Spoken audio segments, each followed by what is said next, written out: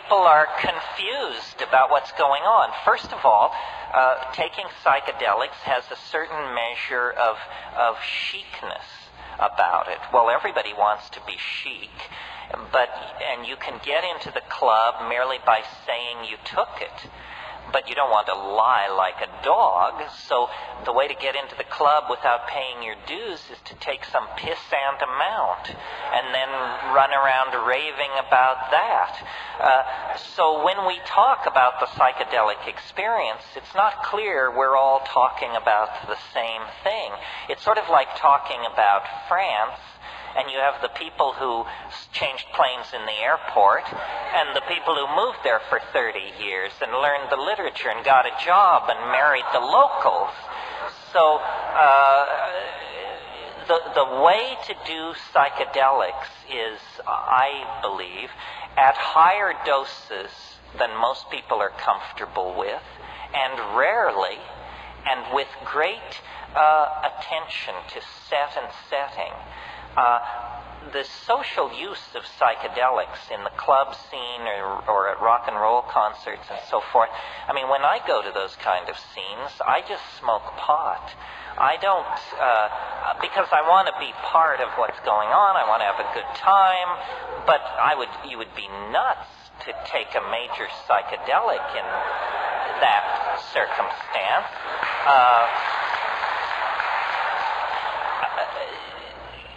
Socially dense environments filled with light and noise are a strategy for coming down.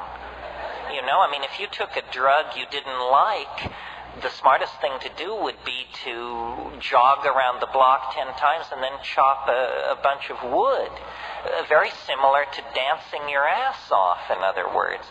So the way I recommend doing psychedelics is in silent darkness, and with as little input from other people as possible. I mean, I say alone if you are experienced. If you're really confident, just alone, for crying out loud. If that gives you pause, and you must have a sitter, and let's use the word sitter, not guide. My God, nobody's guiding you anywhere. They have no more notion where you are than, we know where Judge Carter is at this point.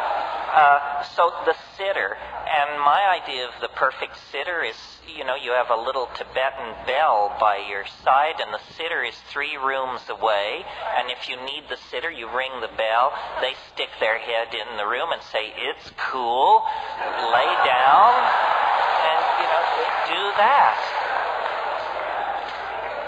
And as long as this question was brought up and so much of the lecture was somewhat high-toned, let me get into this for a minute.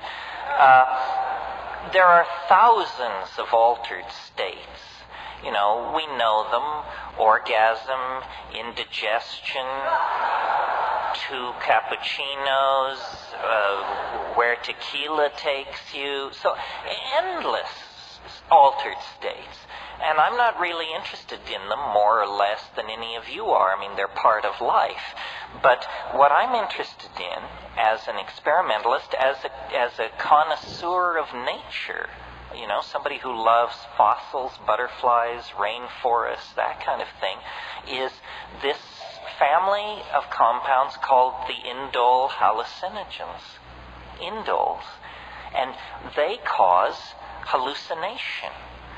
And some people say, that I'm a fetishist about this, that who cares, or that there are other things besides hallucination.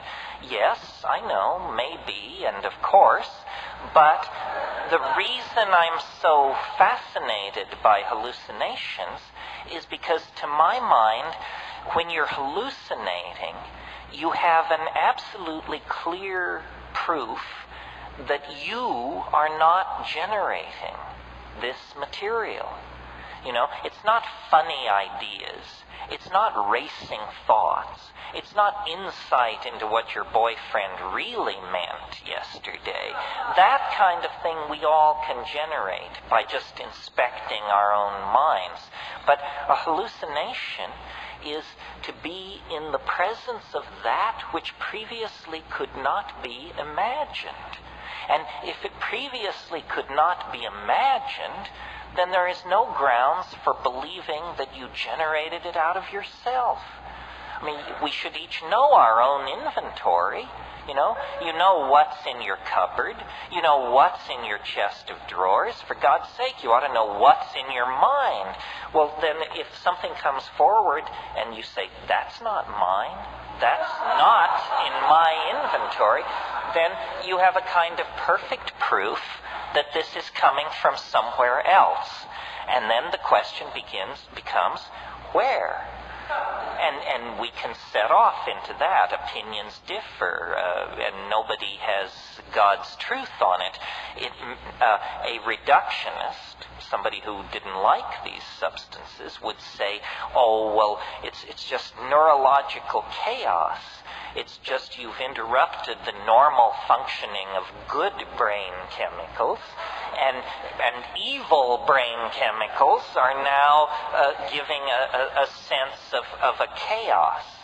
Well, that just doesn't cut the mustard. I mean, that kind of stuff may work if you're talking to the troops, but not if you're talking to anybody who's ever been there. I know what a neurological chaos would look like.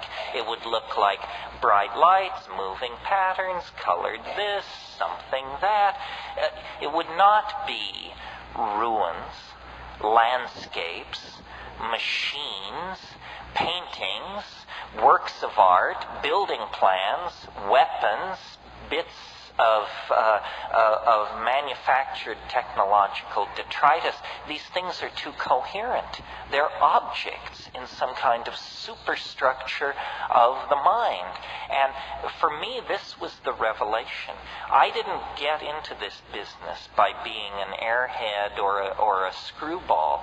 My attitude was always, if it's real, it can take the pressure. You don't have to pussyfoot around the real thing. If they're telling you, oh, you must lower your voice and avert your gaze or this and that, then you're probably in the presence of crap. Because the real thing is real.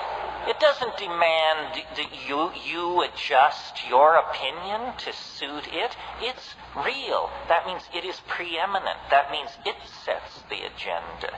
And I studied yoga. I wandered around in the East. I was fast shuffled by beady-eyed little men in dhotis. I know the whole spiritual supermarket and rigmarole.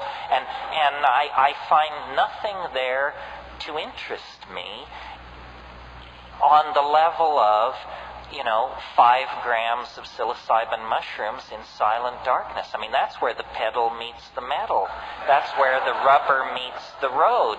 And the inspiration for me to get up and talk to an audience like this simply comes from the fact that I cannot believe that this could be kept under wraps the way it has. I mean, I kidded with you earlier that they would make sex illegal if they could. Well, they can't, so it isn't. But the psychedelic experience is as central to understanding your humanness as having sex, or having a child, or having responsibilities, or having hopes and dreams. And yet it is illegal. We are somehow told we are infantilized.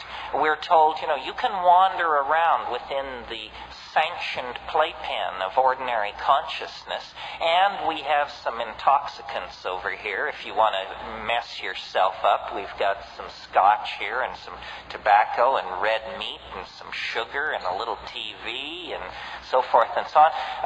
But these boundary-dissolving hallucinogens that give you a sense of unity with your fellow man and nature are somehow forbidden.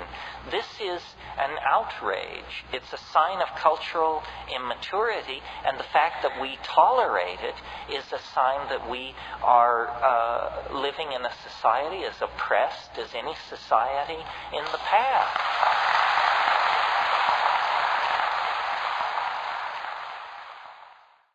To to a short question, but I think it's really important. My thing is not about my opinion or what I saw in Africa or anything like that. This is, get it straight, this is about an experience, not my experience, your experience. It's about an experience which you have, like getting laid or like going to Africa. You must do the experience. Otherwise, it's just whistling past the graveyard. And we're not talking about something like being born again or meeting the flying saucers or something like that where good works and prayer are the method. No, if you take a sufficient dose of an active compound, it will deliver itself to you on the money. If it doesn't work, take more. Nobody is in a position to dismiss this just because it didn't work for them on one or two tries. This is an art. It's an art. It's something you coax into existence. I mean, you have to learn to make love. You have to learn to speak English. Anything worth doing is an art that is acquired. This is part of our birthright, perhaps the most important part of our birthright. These substances will deliver. It is the confoundment of psychology and science generally, and that's why it's so touchy for cultural institutions. But you are not a cultural institution. You are a free and independent human being. And these things have your name written on them in big gold letters. Yes, here.